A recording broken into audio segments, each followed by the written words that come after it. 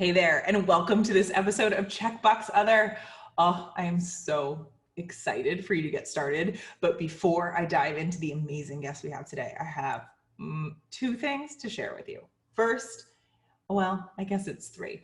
The first is something that I mentioned in our newsletter. So we did a video version of the newsletter this time around. And so if you are not someone that subscribes to the newsletter and you're interested, you can head on over to the website and subscribe there. If you go to nikkyinnocent.com, there's a pop-up that pops up. If it's your first time there, you can put your name and your email address in, or you can go to the bottom of the page. There's a subscribe link, click that, plug in your name and email address, and you will get our newsletters moving forward.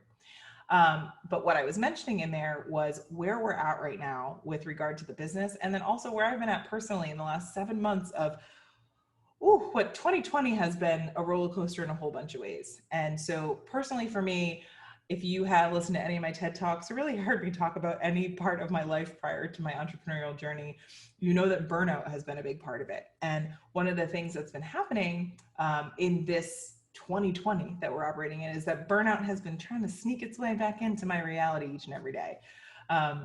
And so what personally I've been working on, and then also with regard to the business, is really bringing us back to the core of why we do what we do, and really focusing the energy of story and voice, which is the name of my company, and really me as Nikki, what I'm here to do as a coach, to do as a workshop facilitator, to do as a speaker, is to really create spaces where we can all show up and be truly ourselves.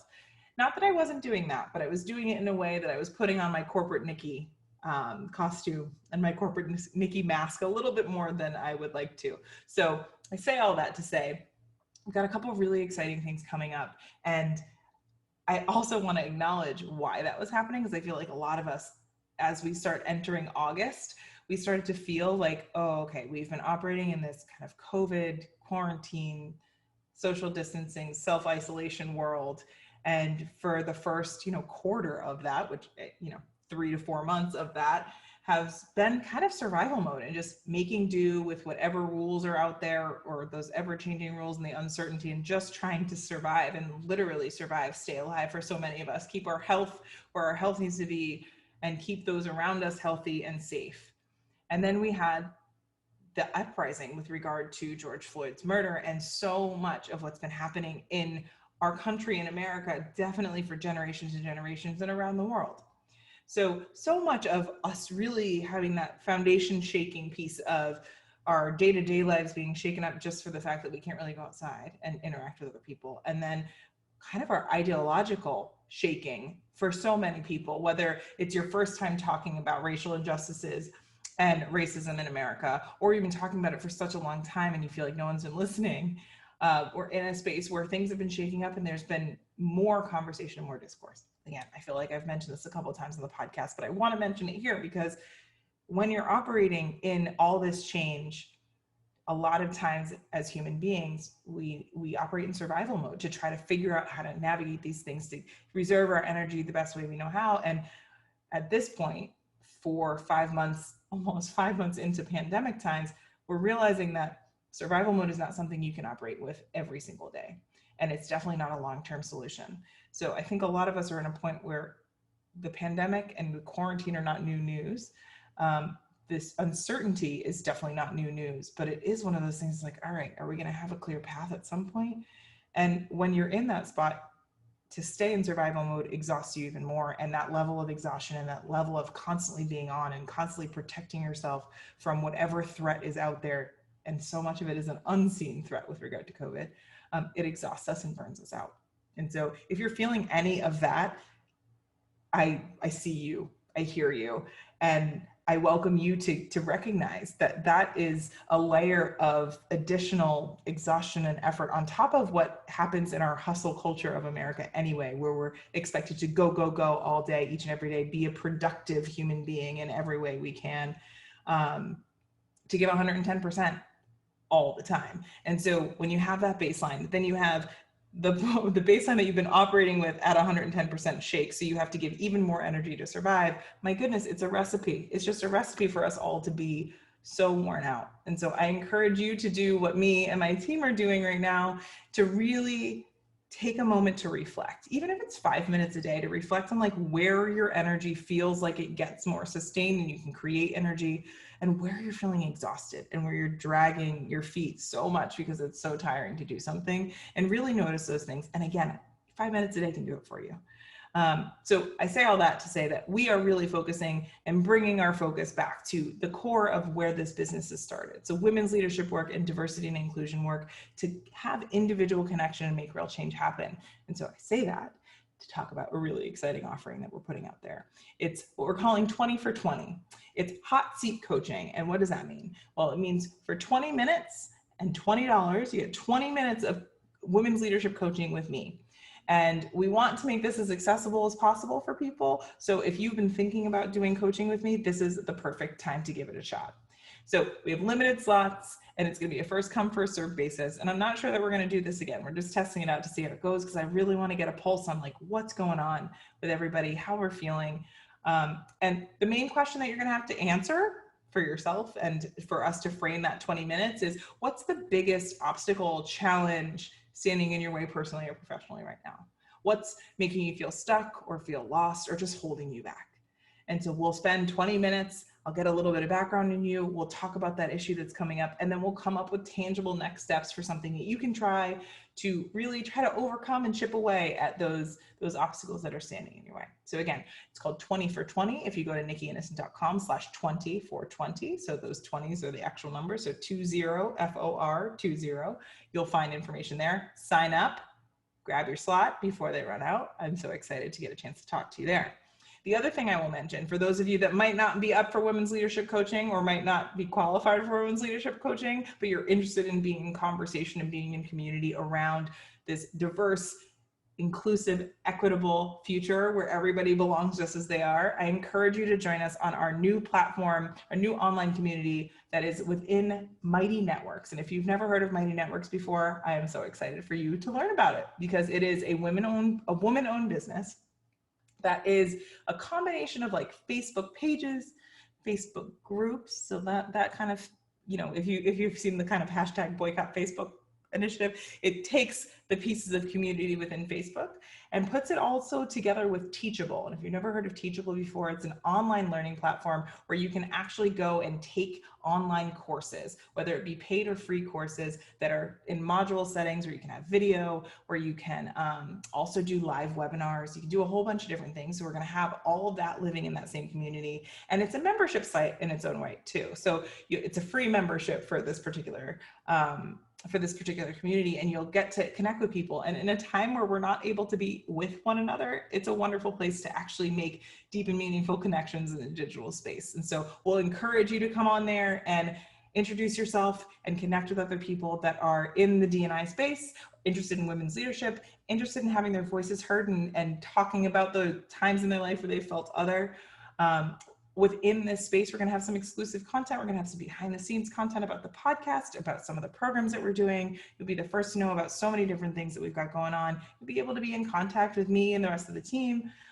It's a really cool space and it's free. So I really encourage you to join there. A little extra incentive, and why we're bringing up specifically, though we just recently launched it, why we're bringing up specifically in this episode is that if you sign up between now and August 31st, you will actually get free access to a new program that we're launching at the beginning of September called Unlock Your Passion, which is a 6-module course all about you tapping into that energy we were talking about that gets depleted when we're burnt out. Really tapping into the things in life that fill your energy cup, that sustain your energy and make you really excited to wake up each and every day, whether that be for you to change your job, whether that be for you to find something in your life that you really look forward to, whether that should just be dial up your strengths in your current role or in your current role as whatever you are. It might not even be your career, just in your life to live it as authentically as possible. We've got 6 very specific exercises that you'll go through, and it's a video component and there's a worksheet that goes with it. So it's 6 of my favorite things to do to really tap into that magic thing that maybe you're not necessarily able to always put your finger on when someone asks. I always think about it like as a little kid, when somebody asks you, what do you want to be when you grow up? And you're like, as an adult, we're not really encouraged to think that way. And so there's a lot of different ways that through this course, we have you really tap into those things. And at the end, hopefully you'll walk away with at least one, maybe a couple ways that you can really tap into that amazing energy well that you have within you. So super excited for that. Sign up for Mighty Networks. By August 31st, you will get free access to this new course that we're pushing out. If you miss it, don't worry, we'll have a paid version of it on Mighty Networks as well. We would love to see you in there. Okay, that's all the business. Now, let me get to today's episode. Oh, I just had the most amazing conversation with Jeneé Osterheldt. She is the arts and culture columnist for the Boston Globe, and we talked for so long. I feel like I could talk to her forever. And I am so excited for you to get to know her if you don't know her already. Also, the coolest part was we were talking a lot. So both Jeneé and I are mixed race, biracial, and we both have white mothers, Black fathers. And so we talked a lot about what that dynamic has been for each of us, and how each of us have differing experiences, and there's some similarities within that. But we also, one of the coolest parts of this particular interview was in the middle of the interview was when Joe Biden named Kamala Harris as his VP candidate. So there was a whole component of like real time breaking news from her editor, messaging it to her in Slack as we were going. And so, us talking about our mixed identity, and then Kamala having mixed identity. It's a little different than ours, but still so many of the same components from a societal level and a systemic level coming up. It's just such an interesting time and a place for us to talk about that. We talked about so many different dynamics of identity and kind of living in the in-between. So if you're anybody, even if it's not about race, if you're anybody that's trying to find your way in the in-between somehow, some way, I encourage you to have a listen. Also, if you are somebody that's really navigating this conversation about racial oppression and kind of this idea of like wokeness, I kind of hate to say it, I encourage you to listen to this episode, because Jeneé and I talk a lot about our own personal journeys, but also the nuance of so much of this conversation that we have in America about what Jeneé calls our nation's kind of original sin. And I really, I think it was a really great conversation. I don't know if you can tell by my excitement that I could have talked to her for hours. We talked about that. We'll probably come back and do it again. There was mention that maybe we could bring a certain VP candidate at some point, because why not, right? Why not speak stuff into existence? So before I tell you everything, I'm gonna let us get to this episode. I'm so excited for you to meet Jeneé. Hi, Jeneé. Welcome to Checkbox Other. I'm so happy you are here. Thank you. I'm happy to be here. Oh, I'm so happy you're here. I feel like my fangirldom. When Heidi told me about you initially, she's like, you need to meet Jeneé. And I was like, okay, let's meet Jeneé. And then, the world made it so I couldn't meet new people. And so when we finally got to meet each other, I was like, heck yes, I feel like I know you, but I don't know you. And I'm so happy to finally know you. Okay, so the first thing we normally have guests do here is give us a little Cliff Notes version of your life. What your aha moments, your twists and turns, the main things that really have gotten you to where you are today that you feel like are, pretty pivotal moments. Wow, that's a lot. Yeah, really easy. I'm Jeneé Osterheldt, culture columnist for the Boston Globe, self-proclaimed resident troublemaker. Yes. I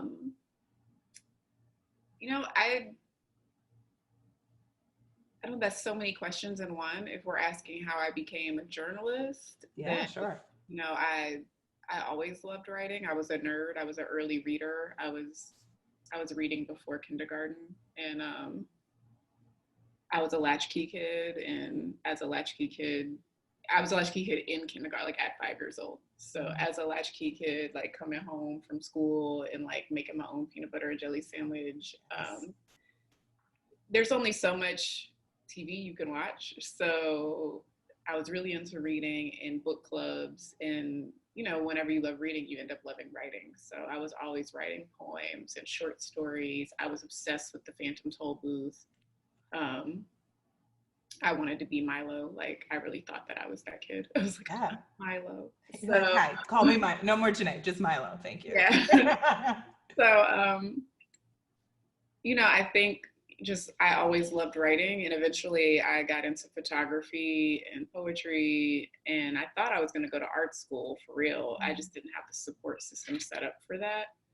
And I met a teacher who was like, you should really, study journalism. I think it would be good for you. So, I went to college, studied journalism. I really wanted to get into magazines because Source Magazine, Double XL, all of that was a big deal for, I think, anyone who was a teenager in the 90s. And so, I went and studied journalism, and I didn't get the magazine job of my dreams. Instead, I got a prestigious internship with some newspapers, and that sort of, I've been flying by the seat of my pants on fire ever since.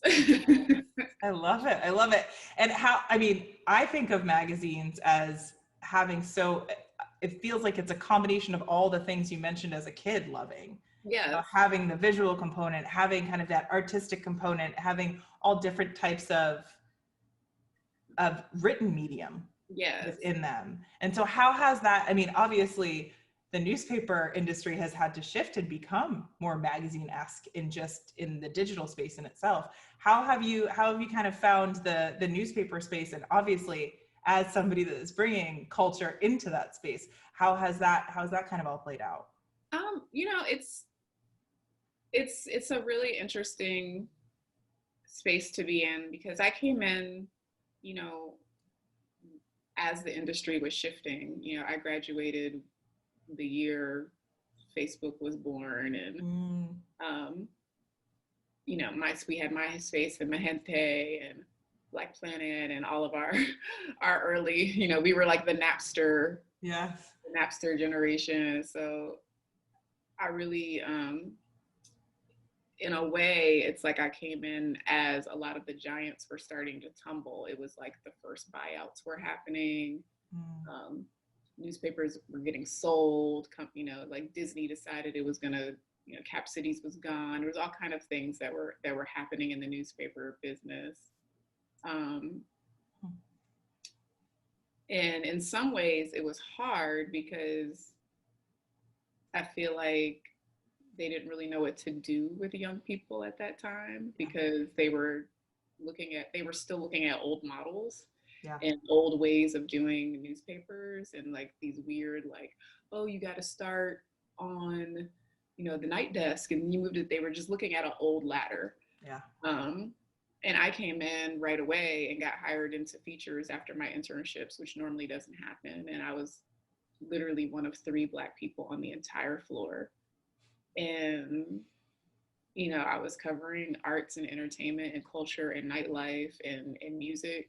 From age 21 to 25, I literally just went to concerts and clubs and restaurants and wrote about fashion and music. And it was it was a really great time.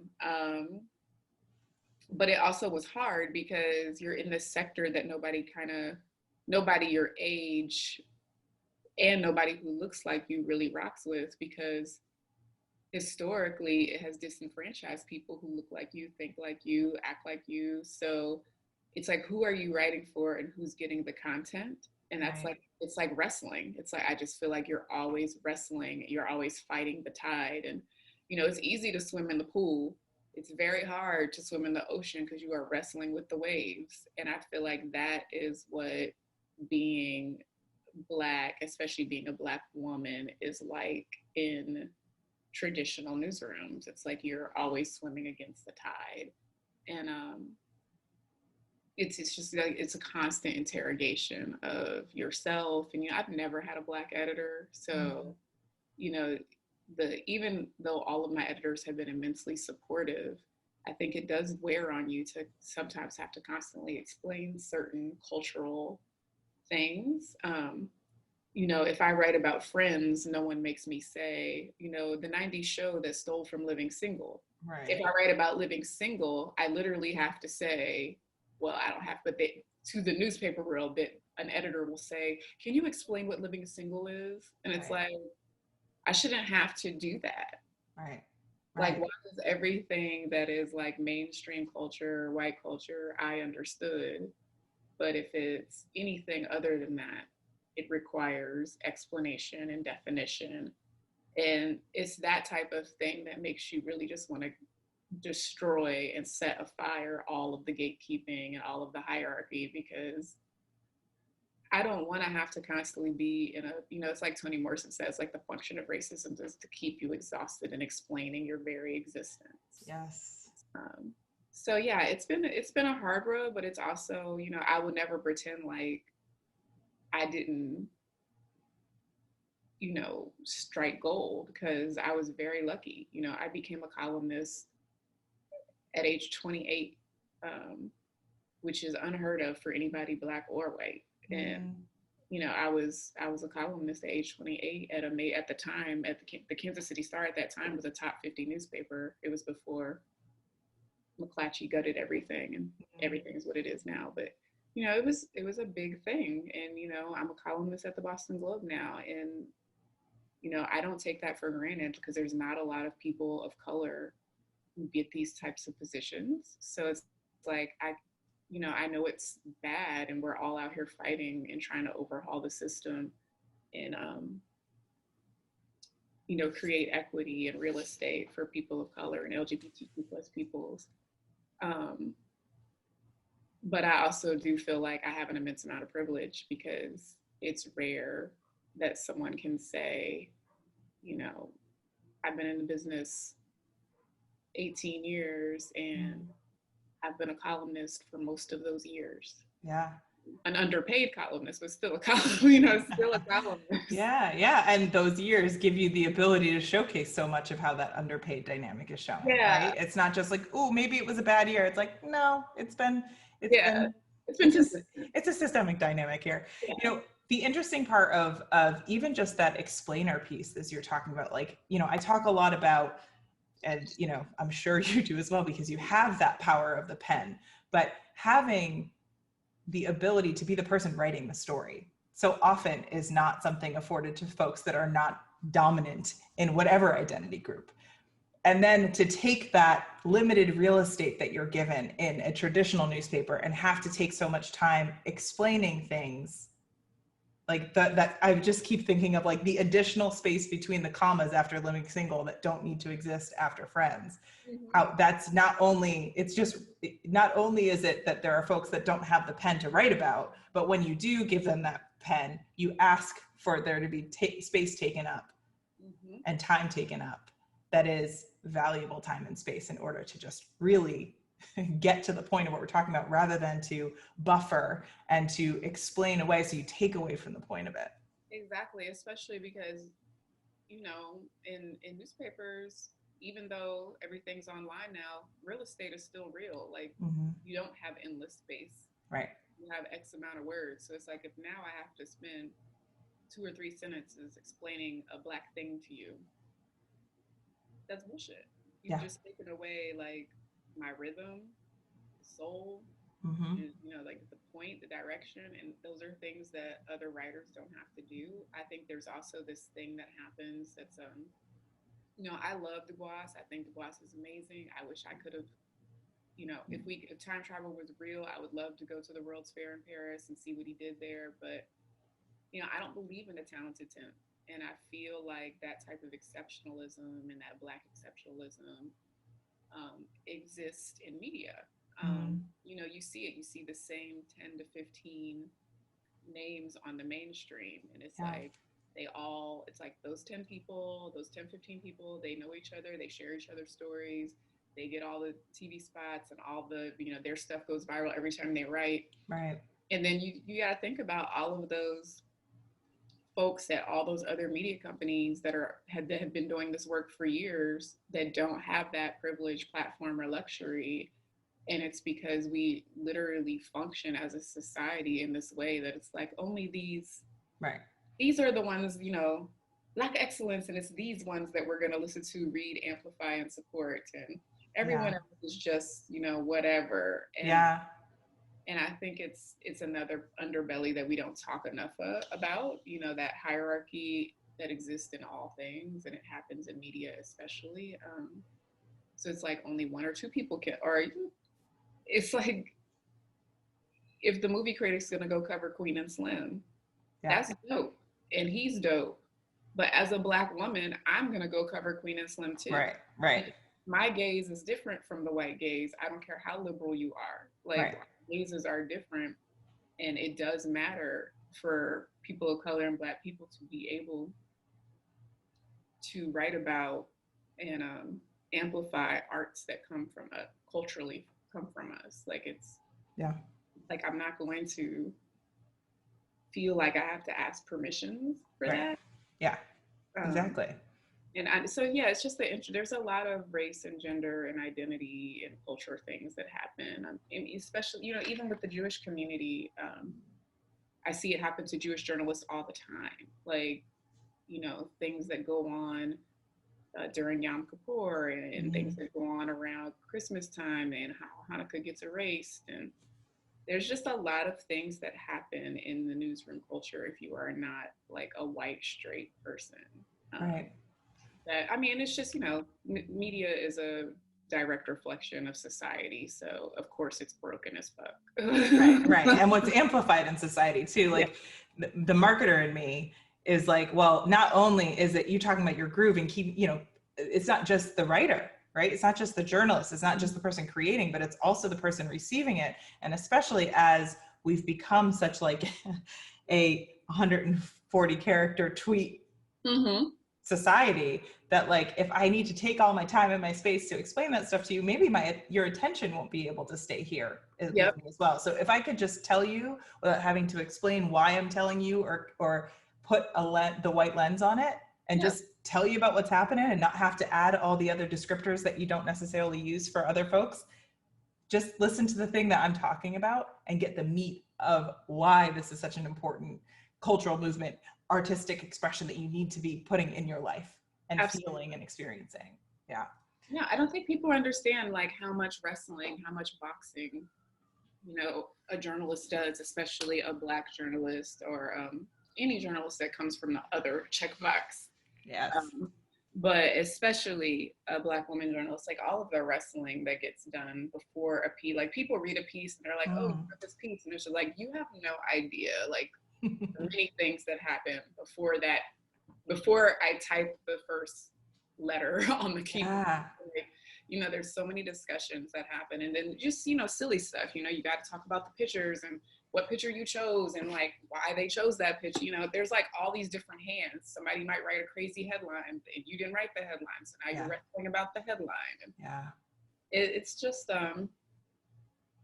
nothing is ever cut and dry or black and white. It just, and as it seems, right? Like as the consumer, as the person reading the article, you're like, oh, of course, she just sat down, she wrote it.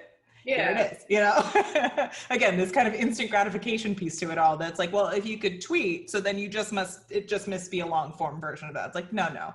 There's so many different layers of what goes on here. So many layers. Yeah. And you know that thing happens where people are like, oh, you're the voice for the voiceless, and it's like, bro, no. Like there are no voiceless. There are no voiceless. Like there are people who have been disenfranchised and muted, but they are not voiceless. Like I can't speak for everybody. Like I can amplify and hold space and act as a curator with the real estate I have. But you know, that pressure, first of all, like the people who are considered voiceless, which they are not, don't deserve to be muted that way. Correct. And then no one person should be burdened with being, you know, the voice of a people. Like that's just impossible. Right. And being kind of that that person that gives the stamp of approval of whose voice should be heard, of the quote, not really voiceless, but of those that have been considered as though they shouldn't have the mic in their hands, but you can decide one or two people every once in a while. And it's like, wait, huh? No, that's not how this is not how this works in real life. But unfortunately, we're only providing that, like you were just talking about the talented tent, right? That there's only a certain amount of spotlight we're able to give certain folks. Okay, so here's a question I have. In Boston. Yes. We talk a big, I feel like I talk about this a lot. We talk a big liberal game in Boston. We talk a big progressive game at times in Boston. And obviously with the Globe's series on race a couple of years ago, and just with all of, just even the stereotype of Boston in general, not necessarily being accepting of others, definitely not from a racial perspective and not Black people. How has that experience been coming to Boston to write for the Boston Globe, to be talking about issues that, supposedly in Boston, we're wide open arms. We're here for this conversation. But in reality, I mean, right down the street from me, I know that there are people that are, there was a police officer that put an All Lives Matter sign up mistakenly up down one block away. And everybody's super here for all this. There was a Black Lives Matter march down the street, but at the same time, there's a whole lot happening behind the scenes. And obviously in a digital space, you experience the comments, you experience the pushback, you experience people sending letters to the editor. How does that, how has that been coming to what is, I like roll my eyes every time I say it, on paper talked about as a liberal accepting city, and then in reality, how has it played out, especially tackling topics about, specifically about race, but about identity straight on? It's really interesting because, I'm from Virginia, born and raised. I was born in Northern Virginia, right outside of Washington, D.C., and I went to high school and college in Southern Virginia in the 757 in Norfolk, at Norfolk State University. And I spent the bulk of my career in Kansas City, Missouri, in the middle of the map in the Midwest. And, coming here, I was like, oh, what a liberation. Like, I had my life threatened in Kansas City more than once. I had, people who would sexually harass me, on the phone and do nasty things on my voicemail, and a blogger that was obsessed with me. So sorry, my editor is like slacking me because Kamala is the Biden's VP pick. Oh, heck yeah. All right. So, gotta pull myself together on that one. Yeah. Thanks for the breaking news. I'm like, hold on 1 second.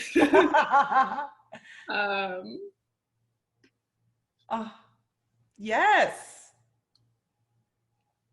Well, you're gonna have to tell me your thoughts about that when you're done. Yeah.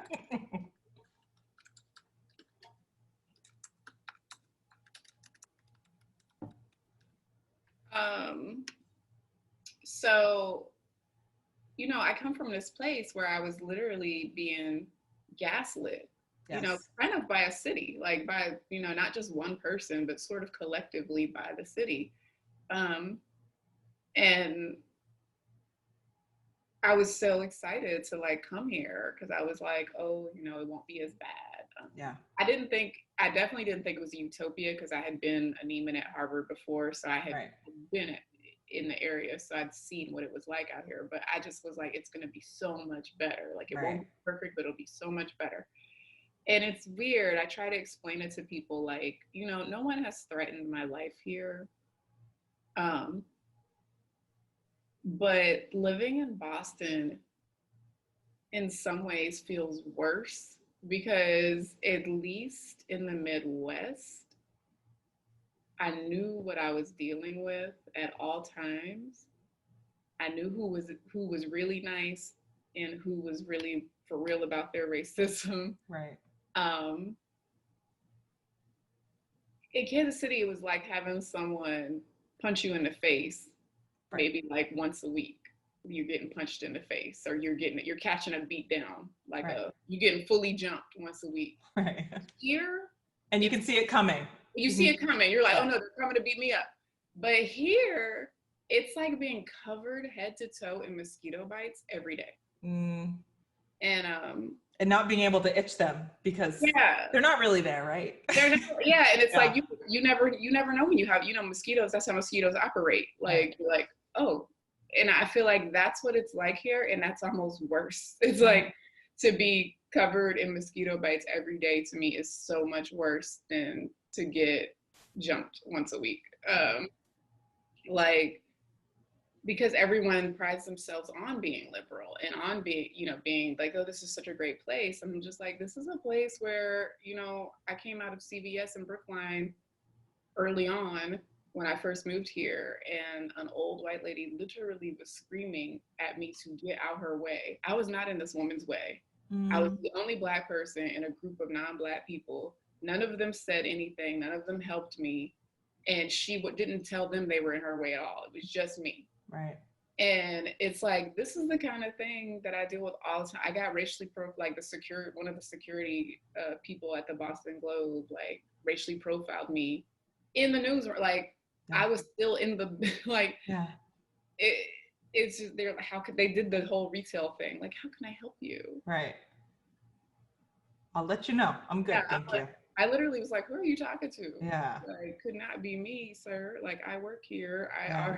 Like, where I was standing, you already had to swipe your badge 2 times to even get to where I was at.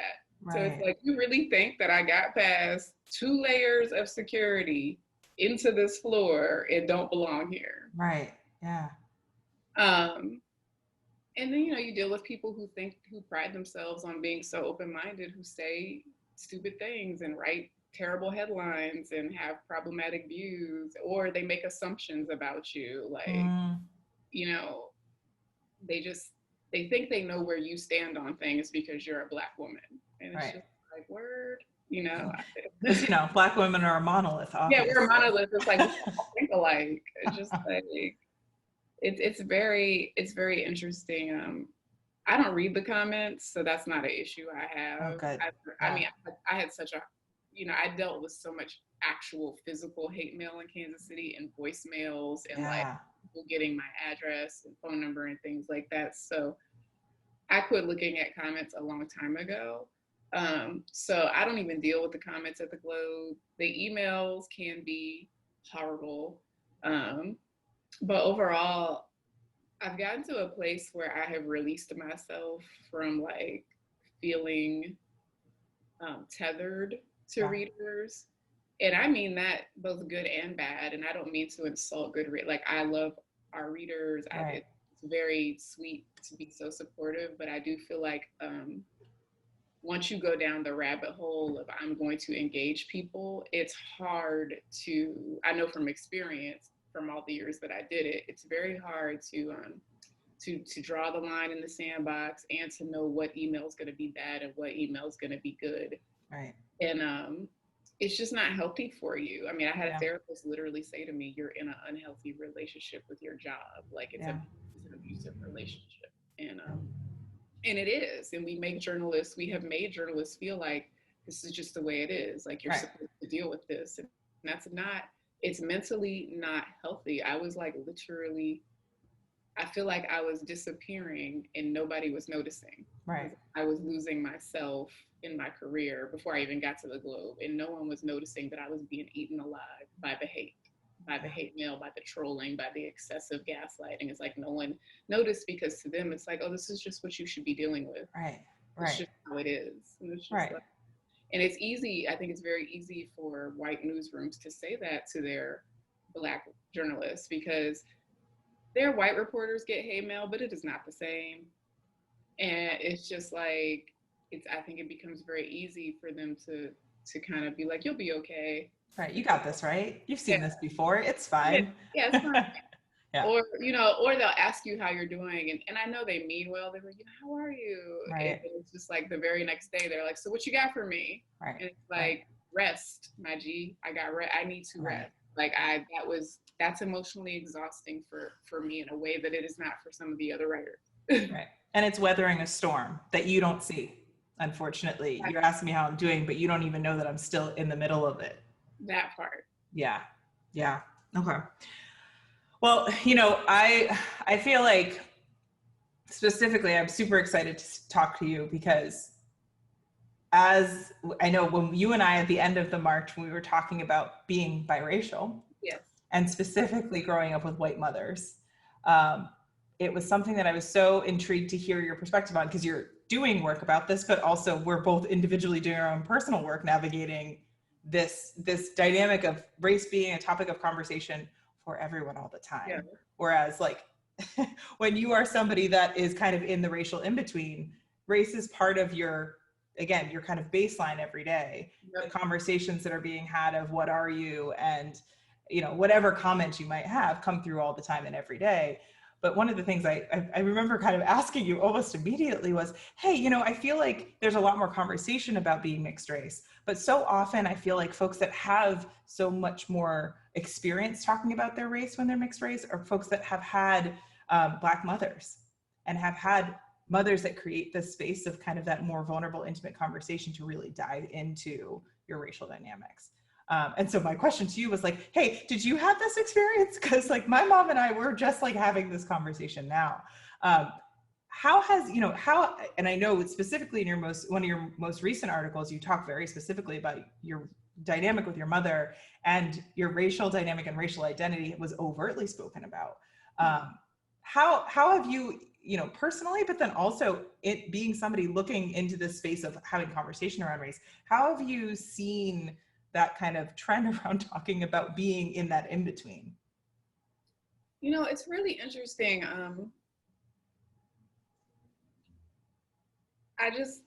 I wish that people would be okay with being like, I see myself first and foremost as a Black woman. I'm a Black woman who is mixed. I'm a Black woman who is also mixed. I'm a Black woman who came from a white mom. Yeah. Like, there's become such this narrative, and I know it's not, you know, we're mixed people like everyone else are not a monolith, so all of us are different. But I do feel like there's this thing that happened around Obama's presidency where it's like there's a certain set of Black people that were like, he's not Black. Right. And then there was a certain set of white people that were like, he's not Black. I call him mixed. And I'm like, this man just told y'all he checks Black on the census. Like, he literally told you, on the census, I check Black. Yeah. But it's just like, but you can define him better than he can. There's a policing of identity, and I almost feel like there's really no way for you to, like, if you say you're Black, which, you know, I do, and I've had there on Twitter when that column ran that I just wrote about, you know, being mixed, there is a subset of Twitter of the Twitterverse. The wokerati who decided that my identifying myself as a Black woman was harmful to Black women because I was being complicit in white supremacy and the one drop rule, and I should just say that I'm mixed. And I'm just like, in no room that I have ever existed has anyone embraced me as that. They might use it to make themselves feel more comfortable. They might use it to exalt me in some way. They might use it to disrespect me in some way. But ultimately, they still, when push comes to shove, will see me as a Black woman. And if they're racist, will call me the N-word. So it's just, it's just the in-between is such a weird place to be to me, because it's always a sliding scale of how deep in the in-between you actually are, depending on who you're talking to and how they've decided to define you. Right. Because I can be solely confident in who I am as a Black woman, but if I'm in a room full of Black people who have decided women like me are not Black, well, then I'm in the in-between, and that's a different conversation. If I'm around racist white people who feel comfortable because they're like, oh, you're like Obama, or you're like Alicia Keys, you know, suddenly they feel, you know, you're a good Black, you know, they feel feel good around you, you know. So it's like you're always doing this really shitty dance of like, you know, dealing with other people's definitions of you, which is to me, which is a very Black thing anyways. You know, it happens to mixed people, but it also happens to Black people depending on, you know, what room they're in. And LGBTQ plus people, once they decide to outwardly identify themselves as LGBT, it's like any person who falls in a marginalized category, I think, goes through some levels of this. I think with biracial people, specifically biracial people who are mixed with Black and white, it's a very aggressive wrestling match, because we are mixed with sort of the foundation of America's sin, Yeah. the foundation of America's brokenness, which is why it's hard for me sometimes when people try to just lump multicultural or biracial all as one thing. I'm just like, bro, like we need to be able to have a real conversation about why it's actually very specific experience if you are mixed in America with Black and white specifically. Like that is a very volatile thing that has deep roots in slavery and the foundation of this country, and it's not the same as being mixed with other things. Right. I'm not saying that they don't have their own hardships and they don't have, I mean, I related so much to Nicole Chung's All You Can Ever Know, which is about being a transracial adoptee. And it's not about being Black or mixed at all, but it's just like, I know there's overlapping themes of other resolution that happens to all of us, but being mixed with Black and white is just a very, it's a powder keg. It's like, it's literally a Molotov cocktail in this country. That just like, it feels like your identity is literally on fire inside of a Molotov cocktail. Right. I'm waiting for someone to just bust it open.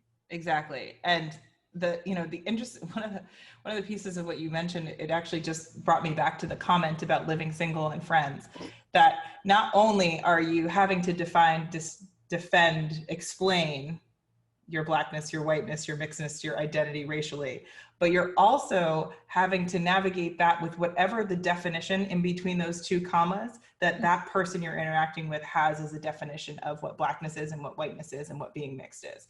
So it's so much, as you're talking about the whole, like when the person coming to jump you can see them coming, you don't really know what you're working with. You never know what you're working with, and they always think you're either going to be Freddie or Rainbow Johnson. Right. It's like you're either Freddie from Different World or you're Rainbow Johnson from Blackish, and I'm like, bro, I'm neither one of those, and they really, literally are the same person. Yeah, and you're like, hey, so my name's Jeneé. Would you like to get to know me? Hi, nice to meet you. Yeah. Exactly. It's like they're the same. Like we don't even have nuance in how we portray biracial characters on TV. They're all like these like whimsical, naive, eyes wide open. Let me just hug the world because I'm just optimist, this naive optimist, kind of like, like Lynn on Girlfriends. And I mean, these characters are great, but I've never seen myself in any of them. I'm just like, that's not my experience, and I don't, that's not, but that is what people, I feel like, see us and they think that kind of thing. I mean, I've had so many Black people say to me, like, well, you don't really deal with racism. You don't know what it's like. Or if I do something that they don't like, they're like, oh, that's your white side. Yeah. You're mixed with white. And then, white people do the same thing. Oh, that's your white side. That's, or you're just as much white, but you're white. I've had so many readers say, you should be so lucky to be mixed. What? Yeah. Like, that's some real racist stuff. I should be so lucky to be white. And I've had racists say things like, your mom should have aborted you. Your mom should have swallowed you. Just really nasty, disgusting things, just dehumanizing things that you shouldn't say to a person. Yeah. And that's, it's so funny because I feel like what you're like, when things I'm like, start shaking a little bit. I'm like, no. But, I think there is a part of this that specifically as you're talking about, especially within America, being a product of a Black and white relationship, what that means, yes, in the original sin of our country, but also for the fact that, we have Loving Day, and there are many, many, many people alive right now that were alive before Loving Day, where our pure existence was an illegal, a product of an illegal union of people. So you weren't, we are an embodied version of what was wrong, and not just sin, religion wrong. The country had, but like legally wrong. Yeah. Like legally wrong and morally, like what they consider moral. Like they would use the Bible. In science, there's whole agassiz. We live in New England where agassiz is incredibly celebrated, and he believed we were literally abominations that should be destroyed. So I'm just like, I mean, he meant us specifically. Like, he thought mixed people were like abominations that should be destroyed. So it's just, it's a very, you know, there's something that I never write because I know people will feel very upset about it. But, you know, I've thought about it a lot, you know, when you know, Baldwin says like, you know, to be a Negro and be relatively conscious in America is to be in a rage all the time. Yep. Sometimes I wonder, like, if you are to be mixed with both Black and white and relatively conscious in America is to literally have a war raging inside you at all times. And to be torn apart on the outside and on the inside. Yeah. Yeah. And it's a weird kind of torn apartness for me. Like, I would never speak for all mixed people, but for me, it's a really weird torn apartness because it's like, bro, I'm Black. Like, I'm not going to ever, like, argue with you about that. Like, I'm Black, so I don't really feel torn. However, you're not about to use my white mom and, you know, the fact that I'm mixed to disparage me or disparage her or make me less than or make me more than. Right. All of it is just like, what are we doing here? It's just very, it's some wild shit. Like, it's really wild. And to your earlier point, like, about white moms, I don't want to speak for everybody that got a white mom, but I have noticed a recurring theme with, particularly with people who are mixed with Black. If they have a Black mom, I feel like they are more solid in their identity. And not that I'm not adjusted now, but I mean, like, from a younger age, I feel like they're more solidified in who they are and where they stand. Whereas I feel like there's a lot more wrestling happens, especially if you are a woman. Like, if you're talking about daughters and mothers, and it's like, you know, if you have a white mom with a Black daughter, I feel like there's like a recurring theme I've seen. And even, this is one case where I'll say even other people who are mixed with other things, I've seen it. You know, my childhood best friend is mixed with Filipino and Black, and a lot of the arguments she would have with her Filipino mother were similar to the ones I was having with my white mother. Right. I just feel like if your mom is not the Black parent and you are a girl, because I know it's different for boys, and I can't imagine how hard it is for, like, gender non-conforming people, but that mother-daughter situation, I feel like, becomes particularly strenuous when you're dealing with a white mom and a Black daughter. I don't know if you watch A Million Little Things on but yeah, the episode where we see her, that's one of the only times I've really seen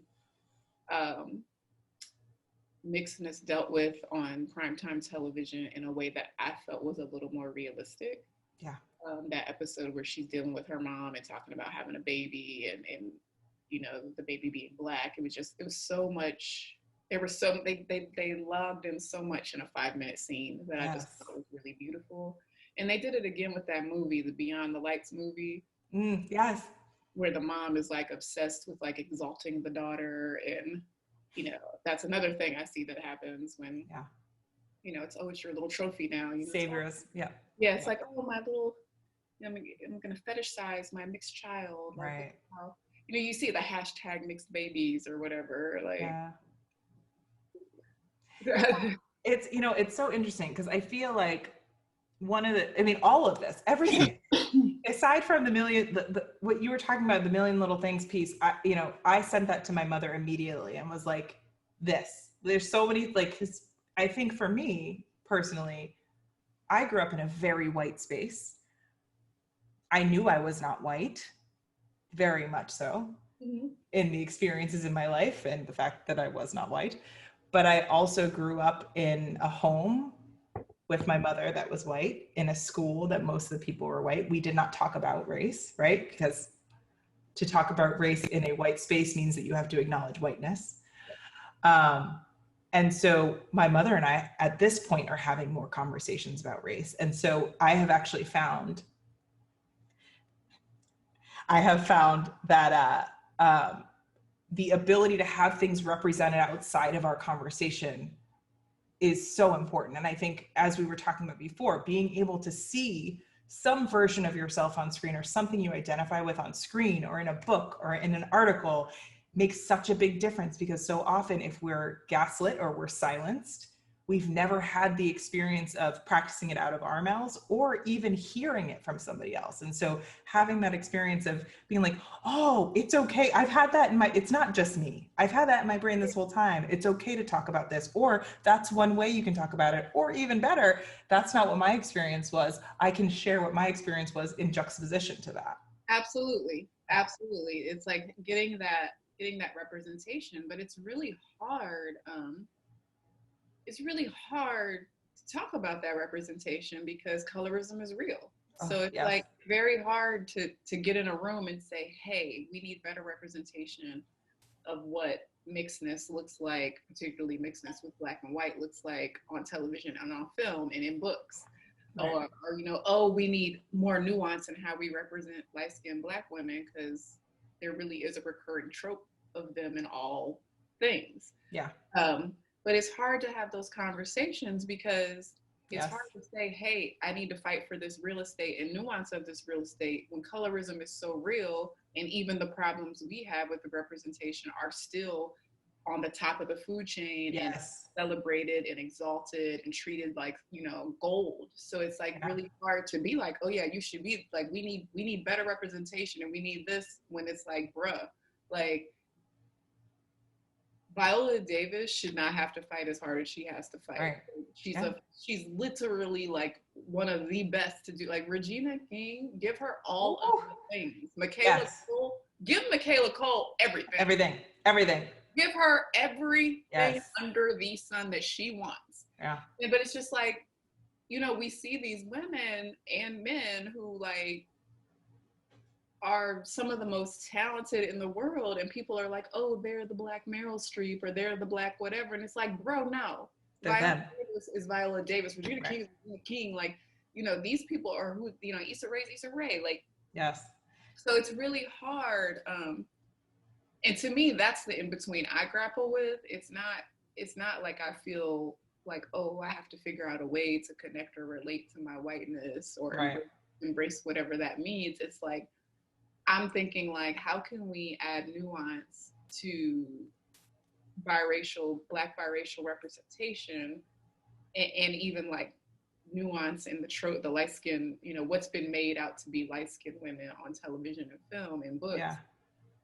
Like, how can we talk about that when there's still so much? I mean, Babysitter's Club, I want to binge watch that fucker so bad. It looks so good. But I can't watch it. I just can't in my soul. Every time I look at the trailer, I'm just befuddled.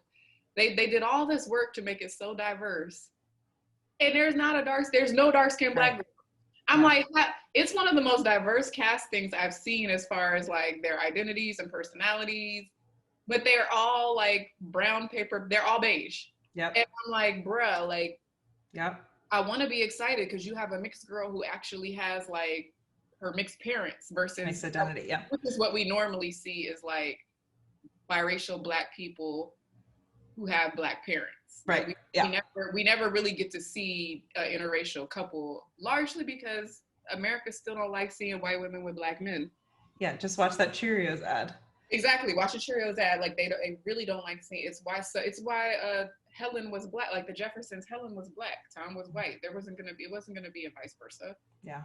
Even on Blackish, I mean or Mixedish, like they really don't like seeing a white woman with a Black man, which is why we end up just getting mixed characters. Who we get Denise Huxtable, who in real life is mixed, but you know, right. And then that just whitewashes Black roles even more. That you're like. The thing is, it's an either or, right? I feel like that's a little bit what you're saying when you're talking about the colorism dynamic of it all. It's like, yes, celebrate that there are mixed characters as mixed characters. Yes. Don't make mixed characters be the monolith for Black people or Black women. Or the acceptable beauty. Like, oh, this is the acceptable beauty. And also recognize that there are light-skinned Black people who are light-skinned and Black. Yes.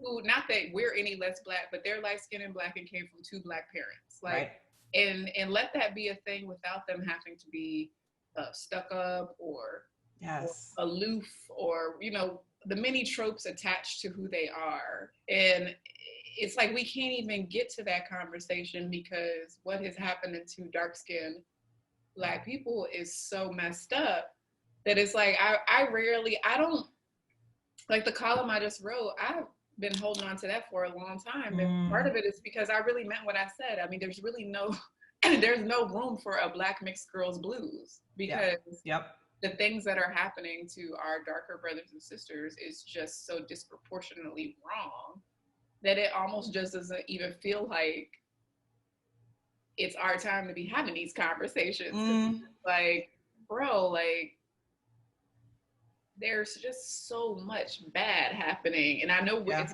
happening to us too. Like, I will never be like, oh, these things aren't happening to me. Right. Like, it's hard for me to be like complaining about, you know, how come every mixed girl is Rainbow Johnson or Freddie or Lynn.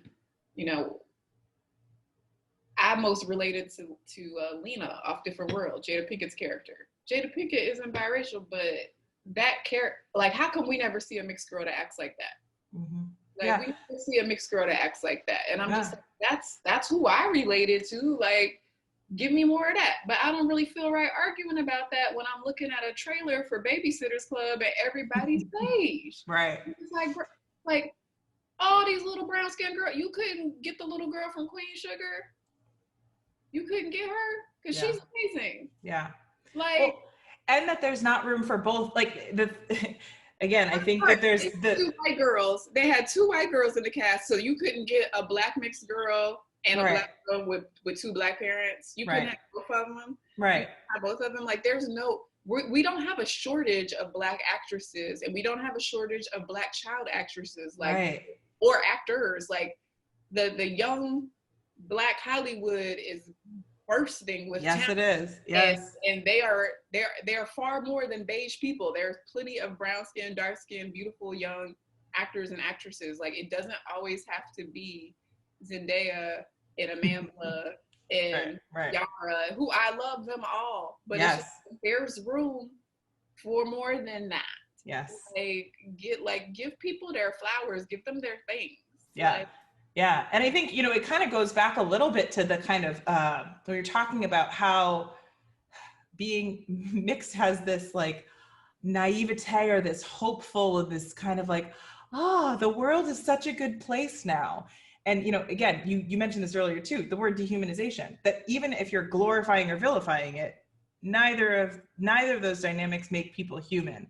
Nope. And if we're only looking at people through the lens of their race, then we are not allowing them to be individual human beings. No. And the idea when we talk about this, that there's only room, if you're talking about Rainbow Johnson, you're talking about these characters, that must mean you only have room to talk about that one thing. You must not care about anything else. And even just shining a light equates to complaining. It doesn't.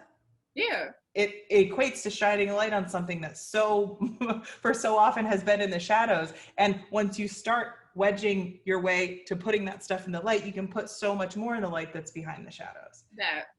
And I think, you know, so I actually personally had such a battle with regard to my Blackness. I did not grow up saying that I was a Black woman because I learned that it wasn't okay to talk about race in my house, in my community, in my school, anywhere. And, you know, as you were saying, you're white, you know, the amount of people that would walk up to me like, I'm Blacker than you. Like, okay. Or like there was just all these pieces of like, again, it's those little mosquito bites in your interaction with people that you're like, okay, so before you even know my name, before you know anything about me, you feel as though you can let you know who I am before I exist. Again, it's that whole idea of surveillance by that person at the security guard that's like, I don't know anything about you, but by looking at you, I know something about you. Yeah. And it doesn't allow you to be human. And in that same way, that is what happens for anybody that is seen different as an external way of being seen different, that your actually individual dynamic doesn't matter. I know who you are before I know who you are. And so I think there's a part of this, especially as we start talking about identity, and it's my favorite thing to do is to talk about identity, but that when we talk about identity, if your identity isn't exactly the same as mine, then I must be taking away from you, is like it blows my mind a bit, because I'm like, but if we all came together and realized that there's room for each and every one of us, because guess what, there is, we're all here, then it wouldn't be me versus you all the time, especially then the folks that are non-Black people of color. The reason that there is this kind of against each other is white supremacy thriving so well that we're supposed to not band together. We're not supposed to talk about this stuff together. We're supposed to really put everything through a lens of whiteness, and then it's okay. It all has to be through the white gaze, and it all has to be through the white hierarchy. Yes. Like, yeah. So it's like that right there is what keeps us like divided. It's what keeps us not just as like a country, but as Black people specifically. It keeps us like even fighting amongst ourselves and fighting other groups, you know. And it's like the revolution got to be intersectional, or there'll be no revolution. Yes. And for me, it's like the idea that being light-skinned or being a Black biracial woman somehow makes me better than, or in some cases lesser than, is exactly what you said. It's dehumanizing. It's a fetishization, and it's just gross. It's just like, bruh, like, let's not do that. Like, who I am does never take away from who you are. Like, for me, like, if there's no seat at the table, then you could sit on my lap, bro. Mm-hmm. Like, I'll sit on the arm of the chair. Like, we could just bust this table down and build a new one. Like, I feel like I need to hoard space to keep it from you, and you don't need to do that to me. Like, you know, I have you and I both benefited from our privilege? I'm pretty sure. 100%. Absolutely. You know, I have heard more than one white person be like, "Oh, but you're mixed, right?" Right. Yeah. And when they say that, it's a signifier of, well, I'm more comfortable around you. Right. You know, I'm more comfortable around you. Mm-hmm. So I think what happens with me in more cases than that is they think they're more comfortable around me, and then they see what I write and how I talk, and they're like, wait a minute, she's not Cree Summer, you know, she's not, well, not the real Cree Summer, but she's not Freddie. She's not Freddie. And I'm like, no, I'm not. I'm Asada. I'm Jeneé, and let's actually have a conversation. Yeah, like, I'm Jeneé, but if you want to assign me a person, a character, you know, that's not me. Yeah. I probably would have been in the BPP. Calm down. But it's just like, you know, it's a very interesting thing that happens where they, you know, you and I were together at the march. Yeah. And one of my favorite moments on 4th of July at the Say Her Name march was, you know, they were celebrating, it took a moment to celebrate all types of things, but at one point we stopped to celebrate Black joy. And the music truck was playing Brown Skin Girl by Beyonce. And I was just rooting for the brown skin girls that were dancing and the dark skinned Black girls that were dancing. And I was like pumping my fist and like just cheering them on from the sidelines.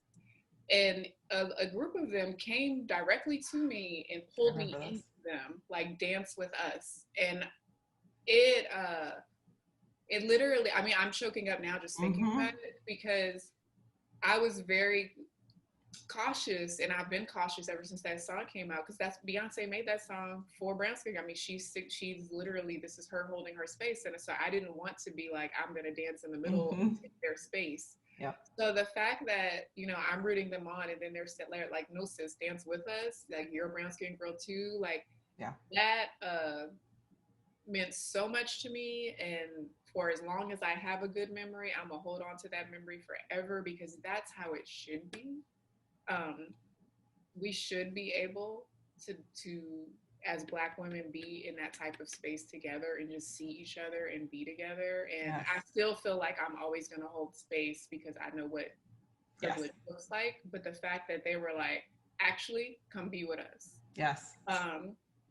I hope that we get to a place where we can dismantle supremacy and dismantle the system where that is just what life looks like. And it's not like, you know, a moment or a song, and it's just like, this is where we're at. But it won't be like that until all of us are checking our privilege and all of us are fighting the system and fighting supremacy. But it's the in-between is a weird place. Yeah. It's a weird place to be. It's so interesting. Well, first of all, I believe I have photos of that. So if you would like documented photos to go along with your memory that will last a very long time, I can send that to you. You know, it's so interesting because you and I were both in the same space at the same time. And as somebody that did not go into that group, and as I also remember go halfway down, or, you know, a couple blocks down, and they pulled all the Black women aside and gave them flowers. Flowers, yes. Right?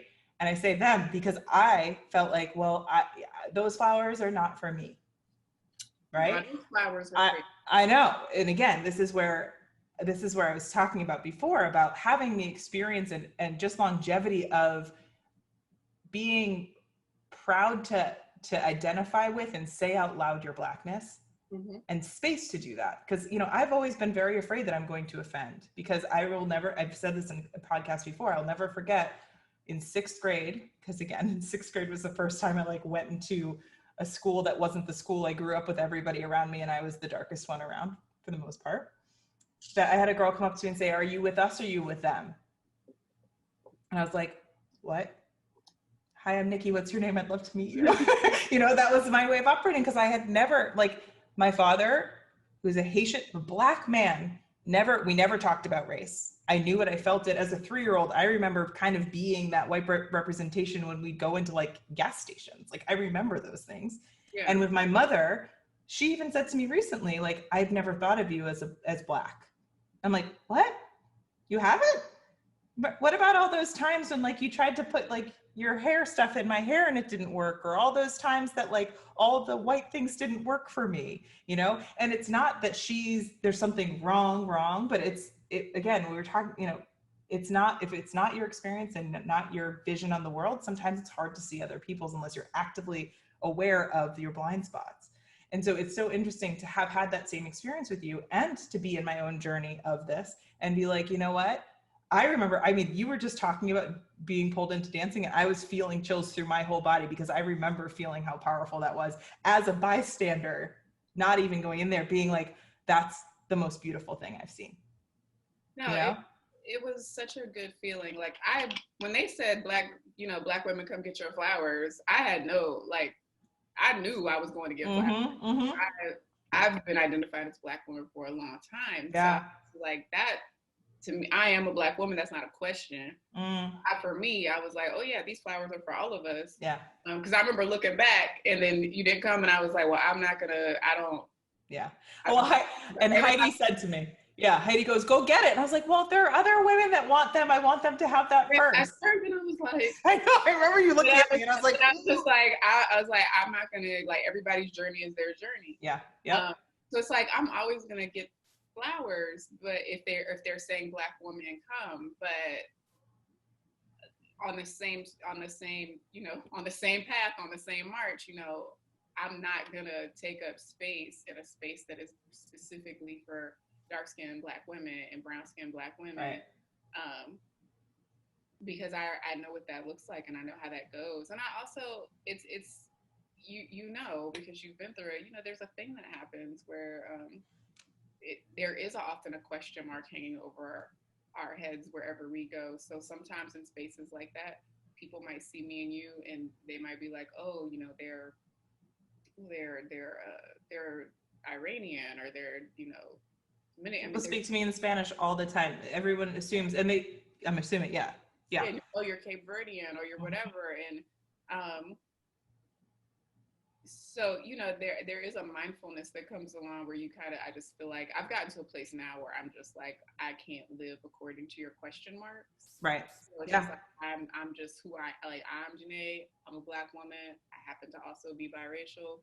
I know, because of my privilege, I have to do what I can to correct for that, and to like hold space for brown-skinned people and dark-skinned people. But I'm also not going to disappear and not going to pretend like I'm not a Black woman.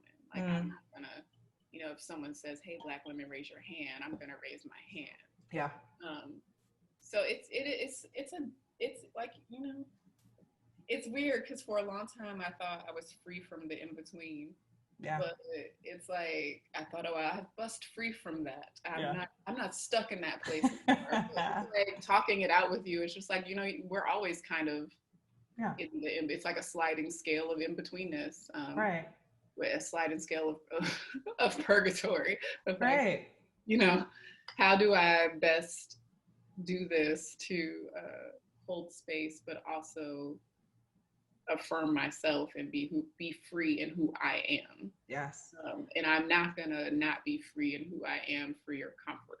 Yeah. And you know, it's so interesting because I think thinking about not just racial identity and not just black and white, not necessarily mixed people, we all are on this identity journey ourselves that we're never going to feel full. I mean, again, so much of the systems are set up so we're never going to feel fully anywhere. I mean, we're going to feel in between. We're going to feel different in other.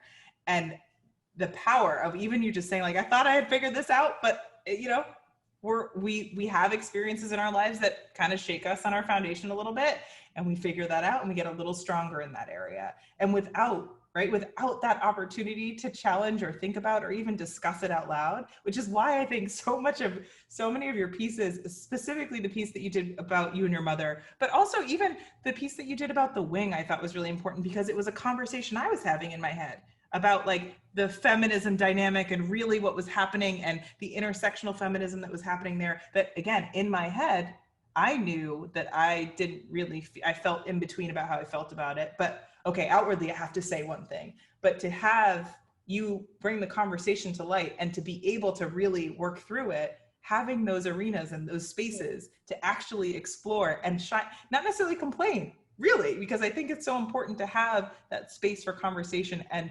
critical thought.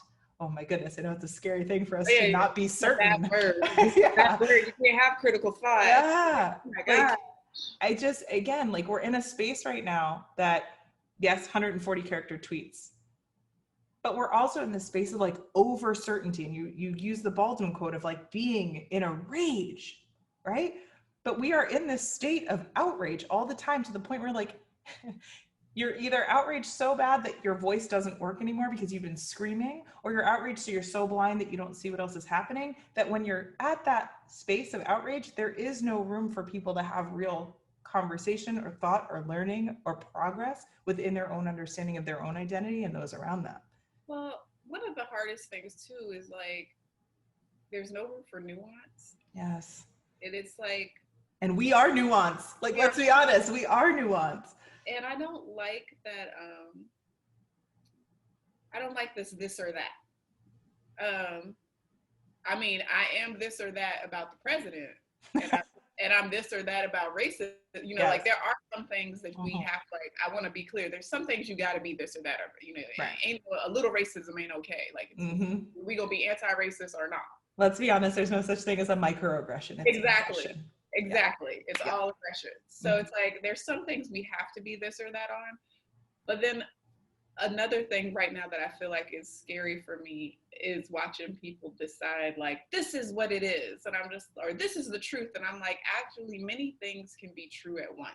Yes. Like many things can be true at the same time. And that is what I fear is getting lost. It's like, bruh, like,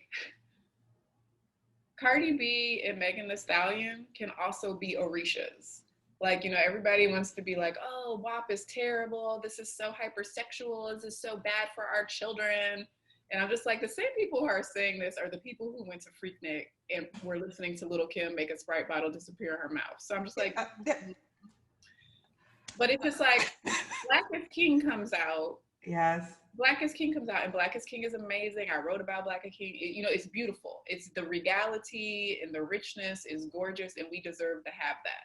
Yes. But then you have people like, oh, it celebrates capitalism, and why do we have to be queens to be celebrated? And I'm just like, why can't we have many representations? So then we have that, and that's beautiful. Then the picture for Cardi B and Megan drops, and it's before the video even comes out. And for me, it was so stunning because I'm like, oh, this is the Abeji, you know, for if you practice, you know, I don't practice Yoruba, I'm not, you know, Nigerian. However, it's a beautiful practice, and I believe in the goddesses. Like I loved reading about Ashun and Sango and all of them, and it's like, you know, the Abeji are twins. They're magical. They're celebrated. So it's like when I saw that picture of Cardi and Megan, and even in the video, all of the twinning that happens, I was like, wow, like the same way we could watch Beyonce and all these beautiful African peoples get celebrated all over the world in diaspora on Disney as kings and queens.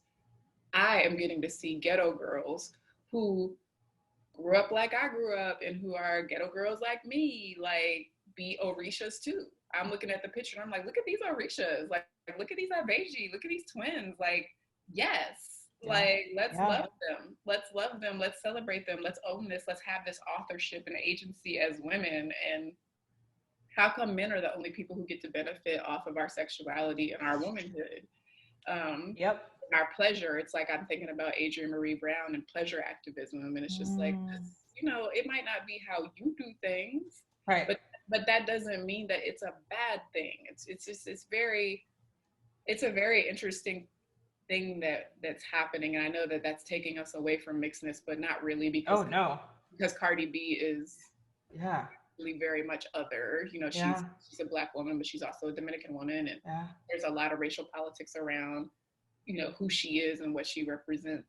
But it's just, you know, many things can be true at once, and I just, you know, I think about that, and I think about the Orishas and Black is King and Beyonce and just like all of our identities, and I just wish there was room to admit, like, you know, we could talk, you know, you and I can be Black women, and we can also be light-skinned mixed women who have privilege. Both things are true. I can be Black and I can sit next to, you know, one of my best friends, Pam, who is Black and she's not biracial. She has biracial children. And I can recognize that we're both Black women.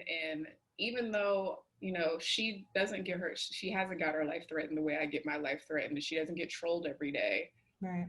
I still recognize that as a light-skinned woman, despite all of that stuff that happens to me, I don't deal with the things that Pam has to deal with as a brown-skinned Black woman with children who are half Mexican and half Black. Like, I have a privilege that allows me to not deal with those things.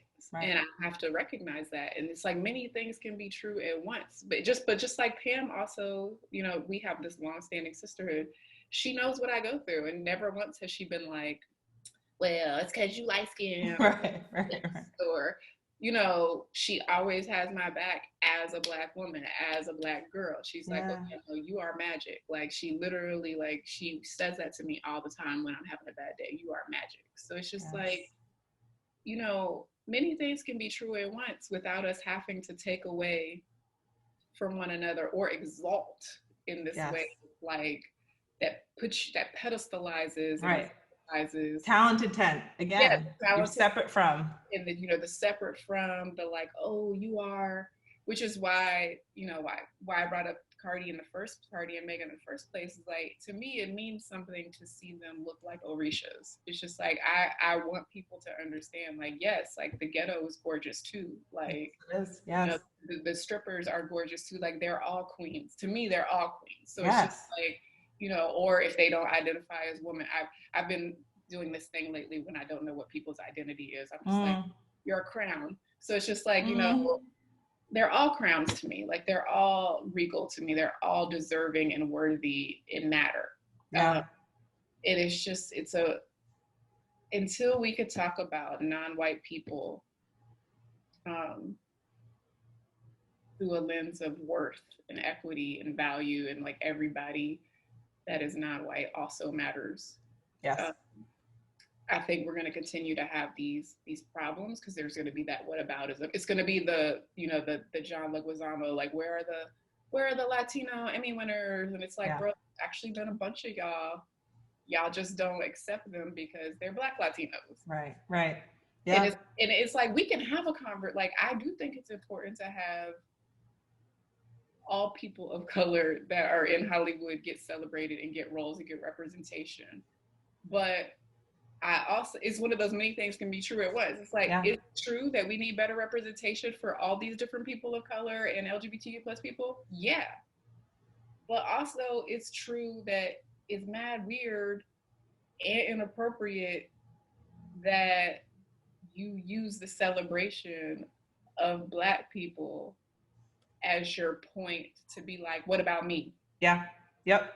Like, we could have been having this conversation. You want to use people's wins that they don't typically get as your place to stand on top of. Yeah. I don't know that that's the move. Like, well, many things can be true at once. Like, let's it's just like sometimes it's just like read the room, bro. Read the room. Yeah. I also, there's kind of two pieces that come up for me I feel like so interesting, especially when I'm coaching people, whether it's officially coaching people or even a conversation. So my mom and I actually were talking about Cardi B and Megan Thee Stallion. And I was just saying, but what about that is so, like, I always say when you're feeling that way about something that is so far from you, bring it back. Like, turn the lens back and understand what is bothering you about it, because so often there's so much happening inside you of your own wrestling of why those two women doing their thing and living in their power and living in their sexual power is triggering. Because it's not that there's something wrong with you.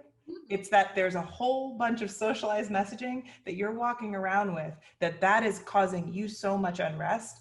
That's like, wait a second, them living their lives and doing their things and really embracing, even if they don't agree with me, why is that such a difficult thing for me? And, you know, I know personally for myself, like I was saying to you before, when you were talking about, when I was saying I was getting heated for you, like, I've learned that when I'm getting heated like that, the response, again, is critical thought of what is making me heated. Is it my baggage? Is it my shit that I have to work through my own socialization? Is it my real values, or is it the values of the system that have come in through me? And so I think there's so much about, especially the reaction to Black women succeeding, Black women winning, Black women celebrating their bodies, their sexuality, their power, that triggers so many people, white, non-white, because we're in this, I talk about this a lot, that we're breathing the air of white supremacy all day. So you might not benefit from whiteness fully, but you are also operating in a system that you have been taught over and over and over again that you're whiteness is you're the way. You're born into it. Yeah. Like, you're indoctrinated into these behaviors. And what I like to say is, like, white supremacy is a cloud. Mm-hmm. And if you're in America specifically, because I don't like this, I know it's a problem globally, but I don't like to speak to other people's journeys because those aren't my lived experiences. Mm-hmm. But I will say, in America, I consider white supremacy a cloud. And I don't care if you are white, Black, if you identify as, you know, Asian diaspora, any of, like, whatever your identity is in America. You're a human being in America. If you are a human in America, you are wet. Yeah. Like, you are under the cloud of supremacy and you are wet. Now, we're all various degrees of wet. You know, some of us are just soaking. Some of us are damp, but everybody's wet.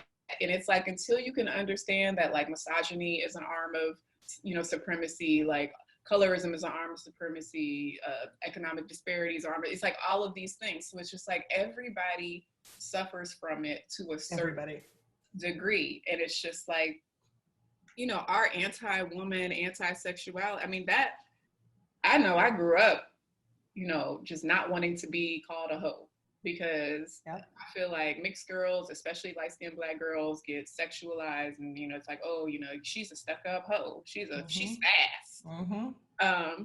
So I really, like, was super, like, I never wanted to be called a hoe.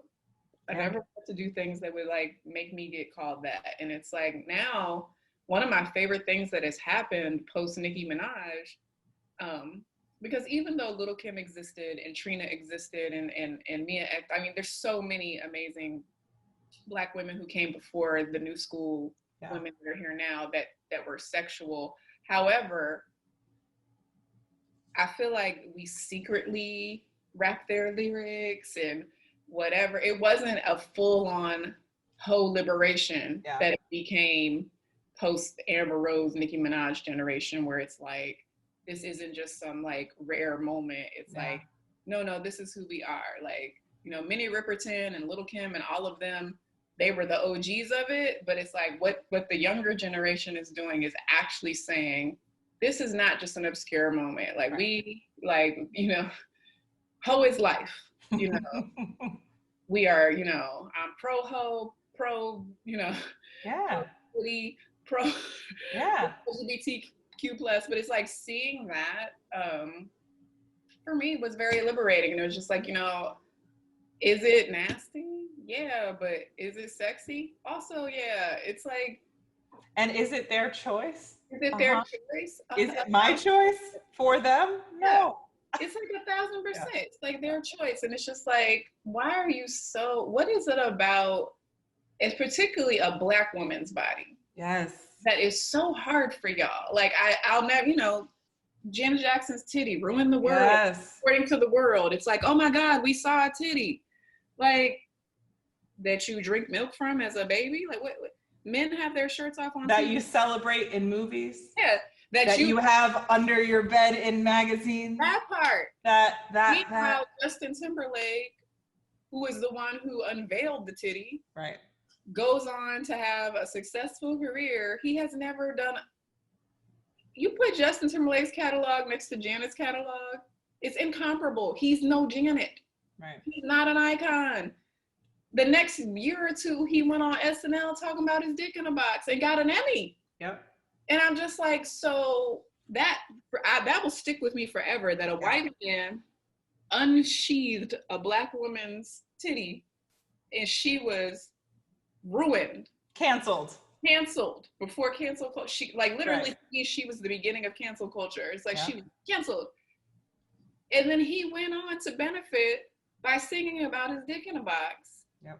And has just, he's, you know, he literally, one of his hit songs is I Just Love Your Brain. Like I love you. I just love your brain. He's not talking about her brain. He's talking about getting head. I'm just like, so a man all day do all of this stuff. Yeah. But if we're talking about a woman and it's her body and her sex and all of that, it's just very interesting. And don't let her be, you know, don't let her be Cardi B. Like, Cardi B's too many things. Like, she's Black, she's light-skinned, she's also Dominican, she's Afro-Latina. Like, there's just so many things. It's just like how they say she can't talk about politics. And I'm just like, why? Many things can be true at once. She could be a stripper who loves sex, who raps, who also understands American history and politics. Like, you know how many people she represents by being all those things? You know how many people relate to her on all those pieces? She's a mom. Like, those titties you're enjoying, they also feed her child. Like, it's just, but don't put those out while you're feeding your child. That's not okay. But otherwise, it's so wild. It's just so wild. I mean, and it's going to be very interesting as we watch this elect. Now that Kamala's the pick, Kamala's a light-skinned Black woman who is also. She was my pick for, but who's anyway. also mixed. Yeah. And I'm just like, so we're about to see a lot of dialogue around that, and some of it we need to be having because she does. You know, her prosecutorial path is problematic. So it's like, we have to deal with that. But then there's going to be, I'm bracing myself because there's going to be the inevitable, you know, oh, well, she's mixed and she's not Black, or. That'll be louder than the prosecutorial path. Exactly. Oh, she, you know, she's light skinned and pretty. I mean, I love and hate the Maya Rudolph skits. I love them because they're funny as fuck, and Maya's funny, and they were actually pretty true. Every time she did them, and she'd be like, "You could have had this. You don't deserve me." I was just like, "Yeah, these are on point." But I hated them a little bit because I was just like, "This is literally what they see when they see Kamala. They see like this, you know, trope of like this light-skinned mixed Black woman, and you know that's gonna be a dialogue that gets had, and you know we're gonna have to have a conversation about why she was chosen over Susan Rice. And do optics play a part in it? Because I don't care how much I think Kamala can do the job, I also think optics played a part in this. Like, And there were a lot of women that can do the job, right? So it is transparency, right? Exactly. It's like there were so many women on the list that could do the job. And she'll be a great vice president. Like, I feel confident that she will, take accountability for her prosecutorial past and she has evolved. But I also do feel like, being a light-skinned mixed woman who's an AKA didn't hurt. Yeah. Oh yeah. Yeah. And I hate, it's like, I hate to have to say that, because I know that's what people say when they see me and you, and we're like doing whatever. And you were talking about winning awards, right? Yeah. Right? So that the award gets there, and then we don't even give room and space to celebrate what that means. That, first of all, it's not even the racial dynamic that she's the first woman.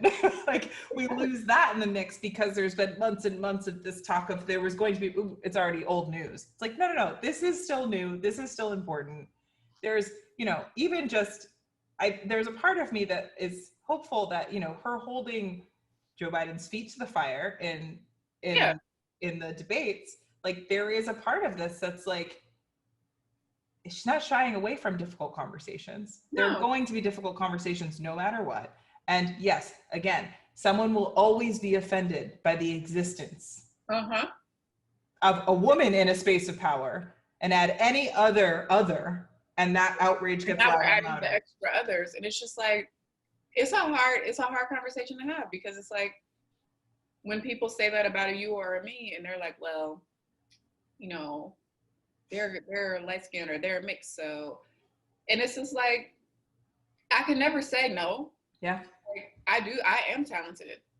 I do words. Like, I eat words. I got that. Mm-hmm. But since you were little. Yeah. Yes. Like, I eat words. I got that. However, I also can't in good conscience and good faith be like, I probably didn't get I'm pretty sure I've gotten opportunities because white people were comfortable with how I looked, or that is my career. Yeah. Yeah. Like, I got, I'll never forget, I got hired at J.Crew before orientation. Like, I was applying for a job at Abercrombie, because that's when Abercrombie was the wave. Yeah. Before we all realized how problematic it was. And you could smell it from the other side of the mall. Yes. And I walk into J.Crew, and the manager's like, "Why are you not?" A friend worked there. And, why are you not applying here? And I was like, "Oh, someone can shop at Abercrombie. They play volleyball in Abercrombie. It looks fun." Right. Yeah. He was like, looking at me. He was like, "What size are you? A 0?" Then I was like, "Yeah." And he was like, he's like, "You're hired. Come back to orientation on Wednesday." And it's like, that was totally based on optics. I was a light-skinned Black girl with big curly hair. I was very skinny. Like, I was just exotic enough to work. And he all he had to do was throw a J.Crew clothes on me. And look. We're not all white. Look. Yeah.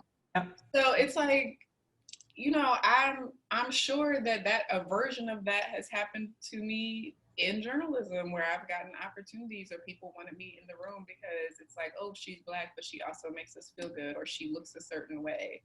And I mean, I think this happens with women, period. Like, there's, I've seen white women who look a certain way climb to the top. Yep. So I hope that it's a conversation we can have where many things can be true at once, where, like, she can be talented, she can be qualified, she can go do a job, and we can also acknowledge this is a thing that happens without it turning into a let's destroy her and tear her down. Right. Dehumanize her. Like, right. It's what you were saying earlier, like, in the rage frenzy, it's like, we don't hear each other, and there just doesn't become, it's this or that. And it's just like, there doesn't become room for the nuance. And I'm just like, bro, like, we got to get that man. We got to get the occupant of the White House out. Yes. First things first. First things first. Yeah. Let's get him out. Do I think Susan Rice I mean, any of those women could have done the job, mostly. Yeah. I'm sorry, Bush. I would have eaten my flowers if Star had got that ticket at any point. But it's it's I am curious as to how Susan Rice didn't get it. Yeah. But I ain't mad as Kamala. Like, I'm not mad. Right. Like, no. I'm watching Mina's website. I'm watching Mina's website now. Like, where my like, let me get my shirt. I'm waiting. I'm literally waiting for Maya Rudolph to pop on our TVs and give us some like. Yeah. But I do hope that once we get the occupant out and we talk about politics and meat, because I don't want that to get lost. And with women candidates, we get so stuck on optics, how they look, if they're likable, what they had on. And I'm just like, bruh, no. Let's talk politics. Let's talk policy. Let's talk qualifications. Let's talk plans. Let's talk the job. Just like you don't want me to be talking about the job. You don't want me to be focusing on affirmative action when affirmative action is a dirty word, even though affirmative action, one of my favorite things that Michelle Obama had said, she talked about affirmative action. She's like, do you know nepotism is affirmative action? Do you know like you being part of this club and this team? Yep. Those are all forms of the same thing, that you can't just focus on one. If you want to focus on the job and you want to focus on credentials and you want to focus on that, let's focus on it. Yeah. So you're not there just because of the way you look, even though that's the comfortable space for you to talk about women in leadership. No, it's so I mean, I hope we can talk about that first, but yeah. But at some point, a year from now, 2 years from now, when she sits down with Essence for her third story, I don't want it to be in the first two stories. When she hits down for like her third story on Essence or Zora or R29 Unbothered, or Hey Kamala with me. I was gonna say, or with you. Let's go. With me, Kamala. But I hope that we can talk about those things, and that she can talk about what it is to be otherized, and what it is to be kind of in the in-between in a multitude of ways, because she hits it not just on the identity stride, but also on the like, bro, she played prosecutor. Like, she done a lot of things that are fence straddling. And worth conversation, worth the nuance we were talking about. Yeah, worth the nuance. And it's like, what is it to be like a light-skinned mixed girl who's an AKA, who went to Howard, but also like wanted to penalize disproportionately Black parents who work really hard and are single, so they can't be there to make sure their kids are showing up at school, and now we're gonna find them. Like, let's talk about those things, and also let's talk about what it is. Like, I'll never forget when the first time I really came to know about Kamala Harris was when Obama was president, and he introduced her as like a really fine woman, and I was like, I remember feeling so weird about that, being like, wait, what? What just happened? I felt so weird about it. And then when I saw her, I felt even more weird, because I was like, oh my God, she's like what people say we are. Yes. I was like, oh no. I was like, oh no. Like, mixed girl thing is happening. There's those fine mixed women, light-skinned Black mixed women. I was just like, oh. This is so familiar in all the wrong ways. Yeah, in all the wrong ways. And it was just, on the other hand, I was like, man, is it the worst thing to be able, like, it was like such a right. Yes. It's that internal struggle you're talking about. It is. It's the internal war. It's like, I don't know how I feel. It's a lot of feelings. Yes. It doesn't feel good. I know it doesn't feel good though. Yeah. I hope in 2 years. We'll have that. She's going to be talking to you. Yeah. Speaking into existence. It's going to be happening. We're going to, Yep. Or we'll just all be on your podcast together. Like, I mean, done. What's that? Yeah. And we'll be in person. Yeah. It'll be post-COVID. It's going to happen. It's going to happen. In the meantime, we'll just buy our t-shirts, our Kamala t-shirts. Yes. Mina, we're coming. I'm literally going on Mina's Instagram, like right when we get off, like, what you got for us, Mina? What do you got in stock? Let's go. What you got for us? Because Mina was getting that, she was getting that Elizabeth Warren stuff ready. Yeah. Before Warren got off the ticket, and I was like, I'm about to. I'm ready. Yeah. So I'm like, well, now your auntie's back, so let's go. Let's go. Hey, auntie, let's go. Oh, I'm so excited. Well, thank you. I feel like we could talk for hours. Yes, I am here anytime. Let me know. Okay, done. All right. Pandemic life is. I know. And Peppermint Patty, thank you for being part of this as well. Behaved. I can't. It's amazing. If you don't know who Peppermint Patty is, you got to go to Jeneé's Instagram and meet Peppermint Patty. So at sincerely.Jeneé, but Peppermint Patty is at It's Peppermint Patty, but you can find her on my page. Mm-hmm. Definitely, she's got big demeanor, so she's got her own page. It only makes sense. It's the way to be. If I were a dog, I'd be Peppermint Patty. Come on, why not? Well, living a good life. Well, thank you so much for joining. Thank you. Let's do it sometime soon. Done. All right. Bye. See, the conversation was so good. We could have talked for hours, and that you are here right now means that you enjoyed the conversation to make it all the way to the end.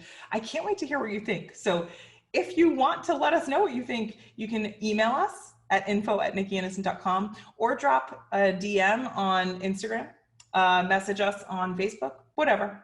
Let us know what you thought. We are really, really intrigued to hear what you think about these episodes, because we are booking some incredible human beings, and we want to hear what kind of topics you want to learn more about, you want to hear more about, that you want to hear discussed, because, your time, your ears are very valuable to us.